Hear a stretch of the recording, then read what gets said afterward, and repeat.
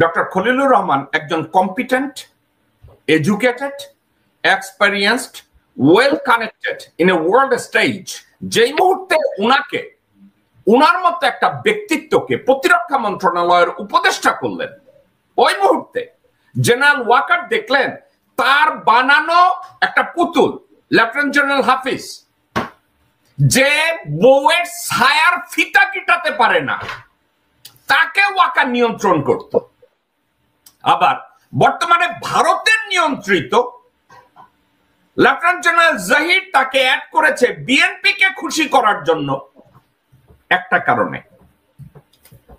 Doctor Khalilur রহমানকে কিভাবে bad mouth করে প্রতিরক্ষা মন্ত্রণালয় থেকে সরানো যায়, কারণ ডক্টর খলিলুর রহমান প্রতিরক্ষা মন্ত্রণালয়ের উপদেষ্টার দায়িত্ব নিয়ে প্রথমে কয়েকটা জিনিস ডিমান্ড করেছে।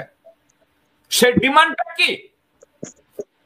ডক্টর খলিল বলেছে আমার ডিজিএফআই ব্রিফিং দরকার, আমার এনএসআই ব্রিফিং দরকার, আমার সিআইডি এসবি ব্রিফিং দরকার, আমার সিকিউরিটি ব্রিফিং দরকার, এবং বাংলাদেশের প্রত্যেকটা uniformed agencies including police, RAB, BGB, army, navy, air force, প্রত্যেকটা ব্রিফিং আমার দরকার।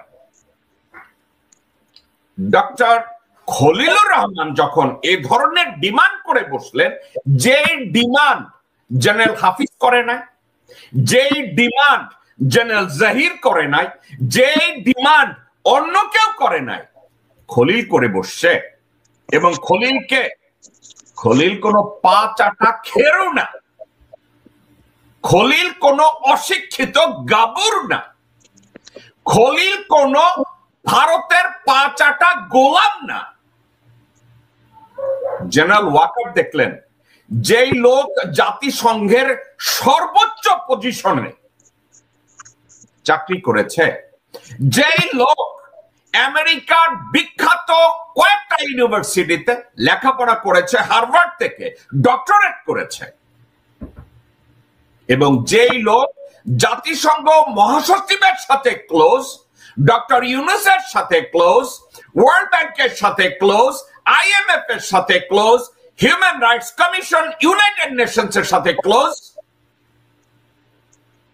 জেনারেল ওয়াকার, ভারতের সেনাপ্রধান জেনারেল দ্বিবেদী, রাজনাথ সিং, অজিত দোভাল এবং মোদির ঘরের হুদি এদের মাথায় পাগলা ঘন্টি বাজায় দিছে।